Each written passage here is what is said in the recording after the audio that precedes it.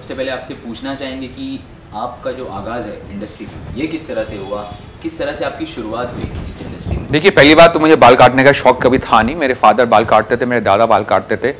मैंने अपने दादा को देखा, अपने फादर को देखा, लेकिन कभी सोचा नहीं कि मैं भी बाल काटने के लिए तैयार होऊंगा। तो मैंने अपना मास्टर किया फ्रेंच के अंदर फ्रॉम JNU, क्योंकि मैं सोचता था कि मुझे कुछ और करना चाहिए, कुछ अलग करना चाहिए। किसी ने बोला आपको होटल मैनेजमेंट करनी चाहिए, उसके बेसिस के ऊपर मैंने JNU ज्वाइन किया। लेकिन जब मैं लास्ट ईयर में था, मेरे फादर ने महसूस किया मेरे अंदर कि मैं थोड़ा कंफ्यूज हूँ कि मुझे क्या करना है। तो उन्होंने मुझे लंदन भेज दिया। एक स्कूल था मॉरिस इंटरनेशनल, जहाँ उन्होंने मुझे बोला कि आगे कोर्स कर लो। ये था शायद 1000 घंटे का कोर्स था। मैंने वहाँ कोर्स किया, लेकिन इनिशियली जो पहला वीक था बहुत ही बोरिंग था, बिकॉज बालों की लैंग्वेज मेरे दिमाग में कभी जाती नहीं थी। बट सच्चाई तो ये है कि शायद मेरे बच्चों को भी नहीं पता या किसी को भी नहीं पता। एक लड़की मेरे साथ काम करती थी, मेरे स्कूल के अंदर ही थी। तो मैं इसको इंप्रेस करने में लग रहा, वो मुझे इंप्रेस करने में लगी, दोनों को बाल काटना आ गया। और इस तरह मेरे प्रोफेशन की शुरुआत थी। तो मतलब ये है कि शुरुआत का रीजन कुछ और था, लेकिन बाद में प्रोफेशन बन गया। लेकिन वो मेरी वाइफ नहीं है। तो मतलब आपने पहले से ही सोचा था कि you don't want to work in this particular industry, धीरे धीरे टाइम के साथ as a legacy passed on you wanted to be a part of this? नहीं, आई थिंक हुआ क्या था कि उस टाइम, जब मैं 25 साल पुरानी बात कर रहा हूँ, ये जो प्रोफेशन था आज जैसा मॉडर्न नहीं है। नाई का काम था, ब्यूटी पार्लर, लोगों को शर्म आती थी कि मैं बाल काटता हूँ। तो वो शायद मेरे दिमाग में बैठ चुका था कि शायद मुझे इस काम को करना नहीं है। लेकिन वहां जाके मैंने रियलाइज किया कि ये जो प्रोफेशन है इतना बड़ा है, इतना ग्लैमरस है। आई मीन, आप सोचो कोई देहाती दिल्ली का लड़का जिसकी स्किन काली है, जिसको बोलना नहीं आता, वो लंदन चला जाए, वो भी इसका स्कूल लंदन में ऑक्सफोर्ड स्ट्रीट के ऊपर, जहां हसीन औरतें, हसीन इंसान, कलरफुल बाल। आई थिंक उसने मेरा पूरा का पूरा दिमाग चेंज कर दिया। आई think that has made me Javed Habib the brand. You are a business tycoon, we all know that, a celeb. So how did this change happen to come in the recent some kind of years? I think एक जो main चीज़ है जिसने मेरा पूरा lifestyle change किया, वो है McDonald. क्योंकि जब मैं जो भी इंसान जाता है, लंदन पढ़ने जाता है या फ्रांस पढ़ने जाता है या यूरोप पढ़ने या US पढ़ने जाता है, वो हमेशा पार्ट टाइम जॉब करता है। तो मैं भी पार्ट टाइम जॉब करता था मैकडोनल्ड के अंदर। और मैकडोनल्ड में जो मैंने 3 साल काम किया, उसने मुझे सिखाया कि सिस्टम क्या होता है, कि बिना मैनेजर, बिना वहां कोई हेड कैसे मैकडोनल्ड चलता, कितना स्मूथ चलता है। तो मैंने पूरा MBA वहां से किया, जिसके लिए मुझे पे करते थे। तो मतलब पूरी मेरी सोच बिजनेस की, उसका जो फाउंडेशन पड़ा वो मैकडोनल्ड में जाके पड़ा है। इंडिया में जब आपने पहला जो स्टोर लॉन्च किया, तो ये किस तरह का पूरा एक्सपीरियंस रहा? क्योंकि हम देखते हैं कि normally India people can't exactly get into it कि किस तरह से या एक सलोन आ गया या फिर इस तरह से पूरी डिस्क्रिप्शन। तो आप क्या कहना चाहेंगे इसके बारे में? देखिए, जब मैं वापस आया लंदन से 3 साल के कोर्स के बाद में, 3 साल रहने के बाद में, थोड़ा अच्छा लगा नहीं, बिकॉज 3 साल आपने एक पूरे डिफरेंट कल्चर में गुजारे, अच्छा नहीं लगा।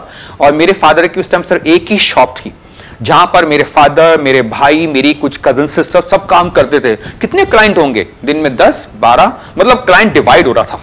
तो मैं बोर होना शुरू हो गया। तो मैंने अपने आप को थोड़ा चेंज किया इनटू एजुकेशन। ओके, डैडी का स्कूल चलता था, लोग सीखने आते थे, पर कितने आ जाएंगे महीने के अंदर? 2-3 student, but that was boring. And मैं आदमी था मूवमेंट का, मुझे फास्ट स्पीड चाहिए थी। तो मैंने टीचिंग करना शुरू किया। और टीचिंग मैंने करना शुरू किया, क्यों दिल्ली, क्यों Bombay, why not small town? तो मैंने स्मॉल टाउन में जाना शुरू किया, वहां जाके मैंने सेमिनार करना शुरू किया, वहां जाके मैंने वर्कशॉप करना शुरू किया। और उस टाइम हेयर के वर्कशॉप कभी किसी ने सोचा नहीं, उस टाइम हेयर के सेमिनार कभी किसी ने सोचा नहीं, बिकॉज उस टाइम की डेफिनेशन क्या थी प्रोफेशन के सेमिनार की? Doctorate, engineer. ओके, तो ये एक नयापन था। और उस नएपन को मेरे ख्याल से चेंज होने में थोड़ा टाइम लगा। मुझे अभी तक याद है, मेरे फर्स्ट सेमिनार के अंदर 4 स्टूडेंट थे, और जिसको फोर्सफुली बुलाया गया था, देखो कभी कभी सेमिनार हो ही नहीं। एंड ग्रेजुअली ये सेमिनार बनते चले गए। लोगों को पता चला कि हेयर ड्रेसिंग बियॉन्ड बॉलीवुड भी है। मेरे फादर भी क्या बात करते थे, वो हेयर ड्रेसिंग, मैं उस फिल्म स्टार के बाल काटता हूं। मैं कहता था क्यों फिल्म स्टार के बाल काटेंगे? Let's start giving education to people. तो मैंने कॉमन लैंग्वेज, कॉमन सेंस की एजुकेशन लोगों को देना शुरू किया। And I think that has taken such a long life, such a long journey, and I think this Javed Habib today is a last 25 years education, a thorough education and national education, Indian education. कभी नहीं सोचा कि London की education है, because मेरे ख्याल से as a Indian मेरा education बिल्कुल Indian है और बहुत simple है. हर एक इंसान का एक आइडल होता है, एक इंस्पिरेशन होता है जिससे वो इंस्पायर्ड होते हैं, तो ऐसा कोई इंस्पिरेशन आपका था लाइफ में? मेरा ऑफ कोर्स फादर थे, सीधे तरीके से काम करो, दिल से काम करो, लेकिन बाद में आई थिंक दो लोगों ने मेरा लाइफस्टाइल बहुत चेंज किया. एक रफी साहब ने मेरा लाइफस्टाइल बहुत चेंज किया. आई मीन आप हैरान हो जाएंगे, बट रफी साहब से मैंने एक ही चीज सीखी, लाइफ में सिंपल रहो, दुनिया की हेल्प करो और कुछ मत सोचो. अगर आप लोग दिल से मेहनत करेंगे ना, उसके फल मिलेंगे, लेकिन आप फल के बारे में सोच क्यों रहो. तो आई थिंक रफी साहब के गाने सुन सुन के इनके गानों में रोमांस, वो चाहे भजन वाला रोमांस हो, चाहे वो अपनी डॉटर के गाने वाला रोमांस हो, क्योंकि लोगों के दिमाग में रोमांस की डेफिनेशन डिफरेंट है, बट वो रोमांस था गाना गाने का, आई थिंक वो मेरे अंदर इतना चला गया. जब भी मैं बाल काटता था, जब भी टीचिंग करता था, मस्त होके करता था, रोमांस करके करता था मैं. You are a big man today.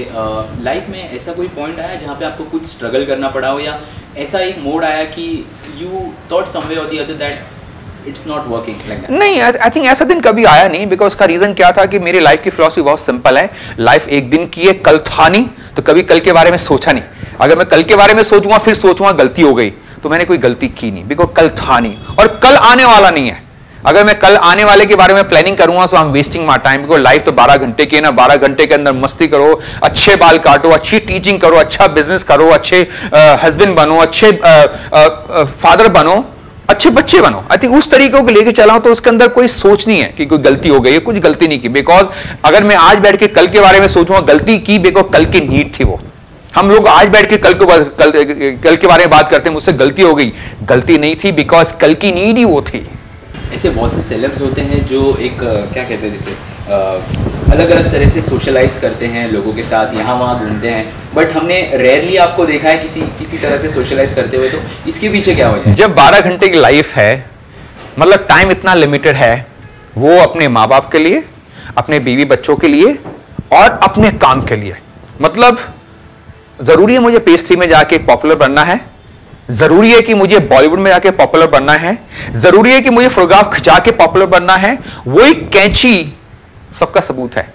I think मैंने इसलिए अपने आप को बहुत दूर रखा है. लोग मुझे कहते हैं, he is proudy. He is not proudy, he has no time, because जो टाइम है वो इस धंधे के लिए है, इस एजुकेशन के लिए है, या अपनी फैमिली के लिए, बिकॉज इतने सारे जो लोग हैं मेरी फैमिली है सारी की सारी. आपने बॉलीवुड की बात की, तो एक सवाल बॉलीवुड से रिलेटेड भी पूछना चाहूँगा कि बॉलीवुड में जो एक्टर्स होते हैं, जो एक्ट्रेसेस होते हैं, तो कौन से किसकी हेयर स्टाइल आपको ज़्यादा पसंद है और किसको एक नया लुक देना चाहेंगे आप आपके हिसाब से? देखिए, मैं कभी किसी के बारे में सोचता नहीं हूँ ज़्यादा, बिकॉज मैं मानता हूँ कि बीइंग ए प्रोफेशनल, जो भी मेरी कुर्सी पे आप बैठ जाएगा, I will do my best.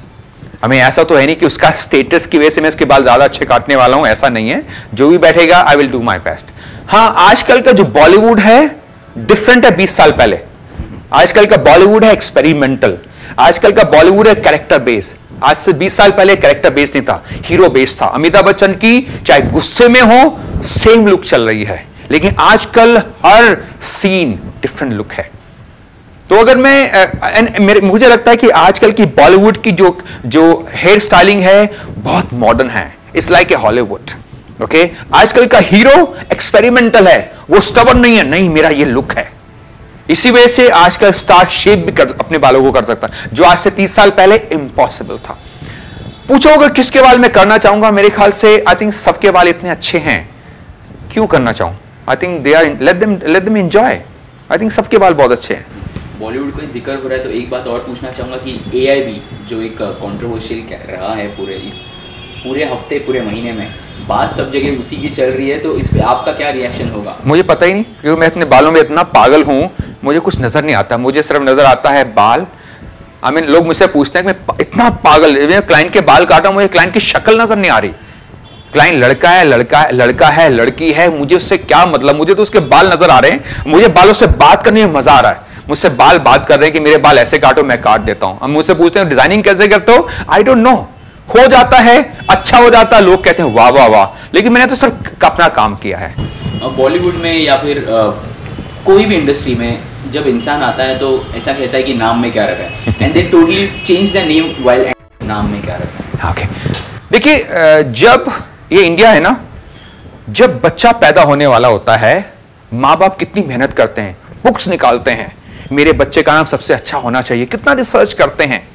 और आजकल की नई जनरेशन, बिकॉज किसी ने कुछ कह दिया कि अपने उसके अंदर वी की जगह वाह लगा दो, ये कर लो, उन्होंने कभी सोचा है कि माँ बाप की फीलिंग कितनी खराब होती है?